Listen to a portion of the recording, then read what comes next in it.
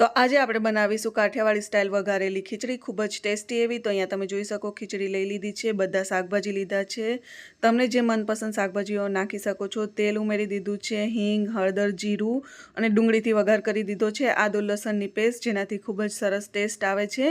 હવે બાકીના બધા શાકભાજી આપણે ઉમેરી દઈશું। તમને જે શાકભાજી ભાવતા હોય એ તમે ઉમેરી શકો છો। સ્વાદ અનુસાર મીઠું ઉમેરી દીધું છે। મીઠું ઉમેરી દીધા પછી અહીંયા ધાણા જીરું પાવડર, ગરમ મસાલો અને 1 ચમચી જેટલો લાલ મરચાંનો પાવડર, અડધી ચમચી જેટલું ઘી અને અહીંયા આપણે જે ખીચડી ધોઈને રાખી છે ચોખા અને મગ, એને ઉમેરી દીધા છે। હવે જેટલું માપ લીધું છે એનું 3 ગણું આપણે પાણી ઉમેરીશું।